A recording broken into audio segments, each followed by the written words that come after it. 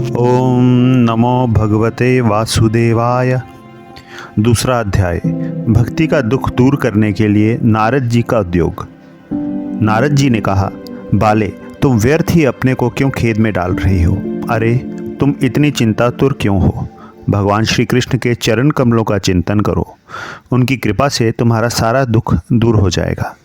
जिन्होंने कौरवों के अत्याचार से द्रौपदी की रक्षा की थी और गोप सुंदरियों को सनाथ किया था, वे श्री कृष्ण कहीं चले थोड़े ही गए हैं। फिर तुम तो भक्ति हो और सदा उन्हें प्राणों से भी अधिक प्यारी हो। तुम्हारे बुलाने पर तो भगवान नीचों के घरों में भी चले जाते हैं। सत्य, त्रेता और द्वापर, इन तीनों युगों में ज्ञान और वैराग्य मुक्ति के साधन थे, किंतु कलयुग में तो केवल भक्ति ही ब्रह्म सायुज्य या मोक्ष की प्राप्ति कराने वाली है। यह सोचकर ही परमानंद चिन्मूर्ति ज्ञान स्वरूप श्री हरि ने अपने सत्य स्वरूप से तुम्हें रचा है। तुम साक्षात श्री कृष्णचंद्र की प्रिया और परम सुंदरी हो। एक बार जब तुमने हाथ जोड़कर पूछा था कि मैं क्या करूं, तब भगवान ने तुम्हें यही आज्ञा दी थी कि मेरे भक्तों का पोषण करो। तुमने भगवान की वह आज्ञा स्वीकार कर ली। इससे तुम पर श्रीहरि बहुत प्रसन्न हुए और तुम्हारी सेवा करने के लिए मुक्ति को तुम्हें दासी के रूप में दे दिया और इन ज्ञान वैराग्य को पुत्रों के रूप में। तुम अपने साक्षात स्वरूप से बैकुंठ धाम में ही भक्तों का पोषण करती हो। भूलोक में तो तुमने उनकी पुष्टि के लिए केवल छाया रूप धारण कर रखा है। तब तुम मुक्ति, ज्ञान और वैराग्य को साथ लिए पृथ्वी तल पर आई और सतयुग से द्वापर पर्यंत बड़े आनंद से रही। कलयुग में तुम्हारी दासी मुक्ति पाखंड रूप रोग से पीड़ित होकर क्षीण होने लगी थी, इसलिए वह तो तुरंत ही तुम्हारी आज्ञा से बैकुंठ लोक को चली गई। इस लोक में भी तुम्हारे स्मरण करने से ही वह आती है और फिर चली जाती है, किंतु इन ज्ञान वैराग्य को तुमने पुत्र मानकर अपने पास ही रख छोड़ा है। फिर भी कलयुग में इनकी उपेक्षा होने के कारण तुम्हारे ये पुत्र उत्साहहीन और वृद्ध हो गए हैं। फिर भी तुम चिंता ना करो, मैं इनके नवजीवन का उपाय सोचता हूँ।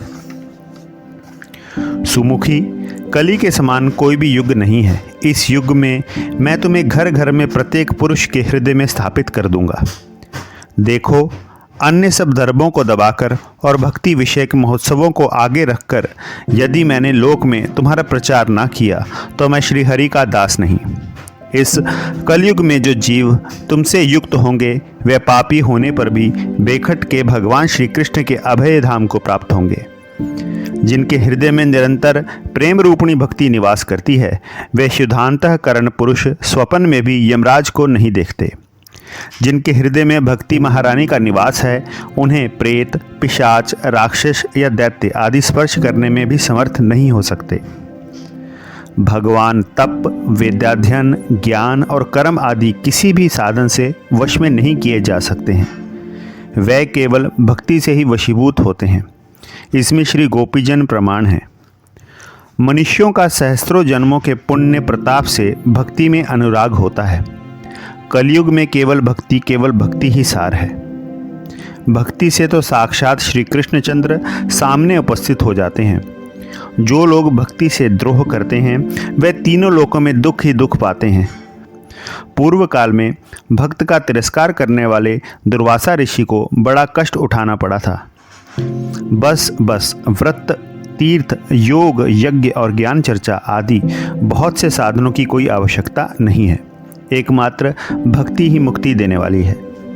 सूत जी कहते हैं, इस प्रकार नारद जी के निर्णय किए हुए अपने महात्म्य को सुनकर भक्ति के सारे अंग पुष्ट हो गए और वह उनसे कहने लगी। भक्ति ने कहा, नारद जी, आप धन्य हैं। आपकी मुझ में निश्चल प्रीति है। मैं सदा आपके हृदय में रहूंगी, कभी आपको छोड़कर नहीं जाऊंगी।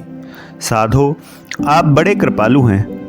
आपने क्षण भर में ही मेरा सारा दुख दूर कर दिया है, किंतु अभी मेरे पुत्रों में चेतना नहीं आई है। आप इन्हें शीघ्र ही सचेत कर दीजिए, जगा दीजिए।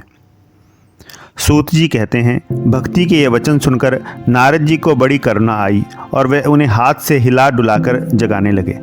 फिर उनके कान के पास मुंह लगाकर जोर से कहा, ओ ज्ञान जल्दी जग पड़ो, ओ वैराग्य जल्दी जग पड़ो। फिर उन्होंने वेद ध्वनि, वेदांत घोष और बार बार गीता पाठ करके उन्हें जगाया। इससे वे जैसे तैसे बहुत जोर लगाकर उठे, किंतु आलस्य के कारण वे दोनों जंभाई लेते रहे, नेत्र उघाड़कर देख भी नहीं सके। उनके बाल बगुलों की तरह सफ़ेद हो गए थे। उनके अंग प्राय सूखे काठ के समान निस्तेज और कठोर हो गए थे। इस प्रकार भूख प्यास के मारे अत्यंत दुर्बल होने के कारण उन्हें फिर सोते देख नारद जी को बड़ी चिंता हुई और वह सोचने लगे, अब मुझे क्या करना चाहिए। इनकी यह नींद और इससे भी बढ़कर इनकी वृद्धावस्था कैसे दूर हो। शौनक जी इस प्रकार चिंता करते करते वे भगवान का स्मरण करने लगे। उसी समय यह आकाशवाणी हुई कि मुने खेद मत करो, तुम्हारा यह उद्योग निस्संदेह सफल होगा। देवऋषि, इसके लिए तुम एक सत्कर्म करो, वह कर्म तुम्हें संत शिरोमणि महानुभाव बतलाएंगे। उस सत्कर्म का अनुष्ठान करते ही क्षण भर में उनकी नींद और वृद्धावस्था चली जाएगी तथा सर्वत्र भक्ति का प्रसार होगा। यह आकाशवाणी वहाँ सभी को साफ साफ सुनाई दी। इससे नारद जी को बड़ा विस्मय हुआ और वह कहने लगे, मुझे तो इसका कुछ आशय समझ में नहीं आया। नारद जी बोले, इस आकाशवाणी ने भी गुप्त रूप में ही बात कही है। ये नहीं बताया कि वह कौन सा साधन किया जाए जिससे इनका कार्य सिद्ध हो। वह संत न जाने कहाँ मिलेंगे और किस प्रकार उस साधन को बताएंगे। अब आकाशवाणी ने जो कुछ कहा है उसके अनुसार मुझे क्या करना चाहिए। सूत जी कहते हैं, शौनक जी तब ज्ञान वैराग्य दोनों को वहीं छोड़कर नारद मुनि वहाँ से चल पड़े और प्रत्येक तीर्थ में जा जाकर मार्ग में मिलने वाले मुनीश्वरों से वह साधन पूछने लगे। उनकी उस बात को सुनते तो सब थे, किंतु उसके विषय में कोई भी कुछ भी निश्चय उत्तर न देता। किन्होंने तो उसे असाध्य बताया, कोई बोले इसका ठीक ठीक पता लगाना ही कठिन है। कोई सुनकर चुप रह गए और कोई तो अपनी अवज्ञा होने के भय से बात को टाल टूल कर खिसक गए। त्रिलोकी में महान आश्चर्यजनक हाहाकार मच गया। लोग आपस में कानाफूसी करने लगे।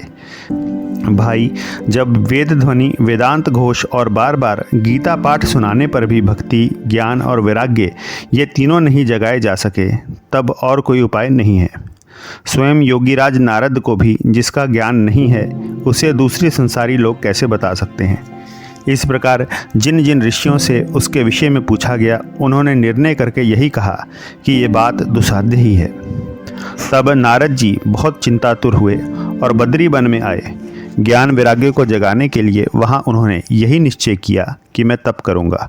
इसी समय उन्हें अपने सामने करोड़ों सूर्यों के समान तेजस्वी सनकादिक मुनीश्वर दिखाई दिए। उन्हें देखकर वह मुनिश्रेष्ठ कहने लगे। नारद जी ने कहा, महात्माओं, इस समय बड़े भाग्य से मेरा आप लोगों के साथ समागम हुआ है। आप मुझ पर कृपा करके शीघ्र ही वह साधन बताइए। आप सभी लोग बड़े योगी, बुद्धिमान और विद्वान हैं। आप देखने में 5-5 वर्ष के बालक से जान पड़ते हैं, किंतु है पूर्वजों के भी पूर्वज। आप लोग सदा वैकुंठ धाम में निवास करते हैं, निरंतर हरि कीर्तन में तत्पर रहते हैं, भगवत लीला अमृत का रसास्वादन कर सदा उसी में उन्मत्त रहते हैं और एकमात्र भक्त कथा ही आपके जीवन का आधार है। हरि शरणम, भगवान ही हमारे रक्षक हैं। यह वाक्य या मंत्र सर्वदा आपके मुख में रहता है। इसी से काल प्रेरित वृद्धावस्था भी आपको बाधा नहीं पहुंचाती। पूर्व काल में आपके भ्रूभंग मात्र से भगवान विष्णु के द्वारपाल जय और विजय तुरंत पृथ्वी पर गिर गए थे और फिर आपकी ही कृपा से वे पुनः वैकुंठ लोक पहुंच गए। धन्य है, इस समय आपका दर्शन बड़े सौभाग्य से ही हुआ है।